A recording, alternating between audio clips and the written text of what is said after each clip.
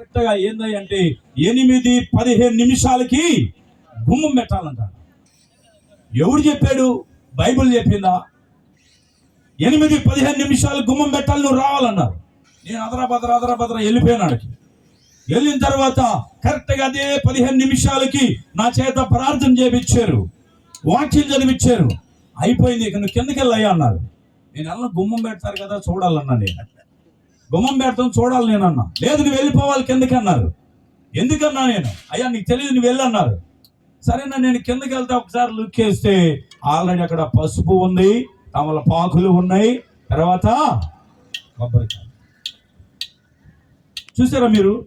దుష్టుల ఆలోచన చొప్పున మనం కూడా కొన్ని సందర్భాల్లో నడవాల్సినటువంటి పరిస్థితి. నిర్దాక్షిణ్యంగా నేను చేయనంటే ఏం జరిగింది అక్కడ? అంతే సంగతులే. మనకి వాళ్ళకి ఇంకోసారి మనం నిలవరాలి. మరి మనం వాక్యం చెప్పినట్టు వినాలా, ఆ మనుషులు చెప్పినట్టు మనం వినాలా? ఎవరు చెప్పినట్టు వినాలి?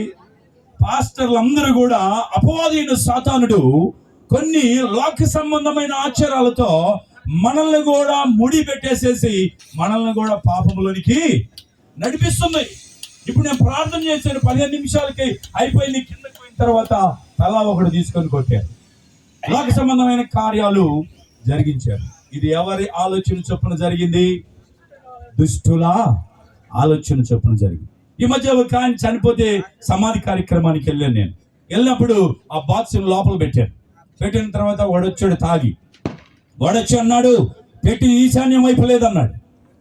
పెట్టి ఈశాన్యం వైపు లేదు, సరి చేయాలన్నాడు. రే అబ్బాయి నువ్వు మాట్లాడబాగా, నీకు తెలియదంటే మేము ఛానల్ నుంచి చూస్తున్నాం, పెట్టి సరిగా లేదన్నాడు.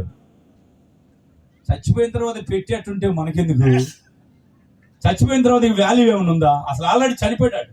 కరోనా వచ్చినప్పుడు గుట్టలుగా చచ్చిపోతే బుల్డేజర్తో గుంట దోవి ఆ గుంటలో కుప్పలు వేశారు. అప్పుడు ఈశాన్యం గుర్తు రాలేదు కదా. సో ఇలా దుష్టులు మనల్ని రకరకాల ఆలోచనలతో, దైవ సేవకులమైన మనల్ని కూడా వారి ఆలోచనలతో మనల్ని నడిపిస్తూ ఉన్నారు. పెళ్లికి కానీ, ఇంటికాడ పుట్టినరోజు కానీ, లేదా ఏదైనా కార్యాలు జరగని వాక్యానుసారంగా మనం చేసిన వెంటనే వాళ్ళు లోకానుసారంగా చేస్తానే ఉన్నారు. అంటే ఇది ఏం జరుగుతుందంటే దుష్టుల ఆలోచన చొప్పున జరుగుతూ ఉన్నది. కాబట్టి మనుషుల మాటలు ఇవన్నీ కూడా మనుషుల యొక్క మాటలు. కానీ మనం ఎవరి మాటలు మనము విని ఎవరి మాటల ద్వారా మనము జీవించాలంటే ప్రభువైన యేసు మాట, యేసు చూపిన మార్గము, వాక్యము తెలియపరిచేటువంటి ఆ మాటలు మనం చదువుకుంటే ఏదైనా తేడా ఉంటే, వాక్యము కాకుండా తేడా ఉంటే మనం ఇమీడియట్లీ దాని నుంచి బయటికి రావాలి. మరి వస్తున్నామా మనము? సరి చేస్తున్నామా మనము? చెబుతున్నామా మనము? లేకపోతే వారితో పాటే మనం కూడా అంగీకరించి మన మనసుని చంపుకొని వారితో పాటే వేషధారులతో మనం కూడా జీవిస్తున్నామా? ఈ ఉదయకాలం మనం ఆలోచించాలి. మొదటి హ్యాబిట్ ఏంటంటే నెగిటివ్ స్పీచ్. మనము నెగిటివ్ మాటలు మనం మాట్లాడటానికి వీల్లేదు. పరిశుద్ధాత్మని దుఃఖపరచటానికి